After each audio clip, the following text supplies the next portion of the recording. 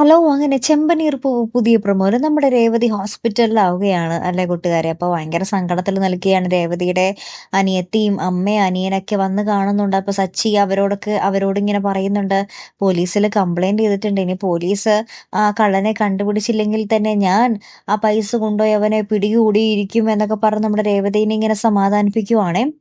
പിന്നീട് നമ്മുടെ രേവതിക്ക് ഫോൺ കോൾ വരികയാണ് പൂക്കടേന്ന്. അതായത് മോള് തരാൻ വേണ്ടിയിരുന്ന ആ പൈസ വേറൊരു സ്ത്രീ ഇവിടെ കൊണ്ടുവന്ന് ഏൽപ്പിച്ചിട്ടുണ്ട് എന്ന് പറയുകയാണ്. അപ്പൊ രേവതിക്ക് ഭയങ്കര ആശ്ചര്യവും ആരാണ് തനിക്ക് വേണ്ടി ഇത്രയും പൈസ മുടക്കിയേ എന്നുള്ള രീതിയിലാവും ചോദ്യമൊക്കെ. അങ്ങനെ തന്നെ നമ്മുടെ ചന്ദ്രോദയത്തേക്ക് നമ്മുടെ തിരികെ രേവതിയും സച്ചിയും എല്ലാവരും കൂടെ വന്ന് ഇതിനെപ്പറ്റി ഇങ്ങനെ സംസാരിച്ചുകൊണ്ടിരിക്കുമ്പോഴാണ് നമ്മുടെ അച്ചമ്മയുടെ നാട്ടുകാരൻ അവിടെ വന്നിട്ട് പറയുന്നുണ്ട്, ഞാൻ പൈസ തന്ന പെണ്ണിനെ പറ്റി ഒരു ക്ലൂ തരട്ടെ, അപ്പൊ നിങ്ങൾക്കൊക്കെ മനസ്സിലാകും എന്നൊക്കെ പറഞ്ഞിട്ട് നമ്മുടെ അച്ചമ്മേനെ പറ്റി ഇങ്ങനെ ക്ലൂ കൊടുത്തുകൊണ്ടിരിക്കുവാണേ. അപ്പൊ ഇനിയായിരിക്കും നമ്മുടെ അച്ചമ്മയുടെ ഒരു കിടിലൻ എൻട്രി അല്ലേ കൂട്ടുകാരെ. കാത്തിരിക്കാട്ടോ. അടുത്തൊരു വീഡിയോയുമായി വരുന്നത് വരയ്ക്കും ഗുഡ് ബൈ.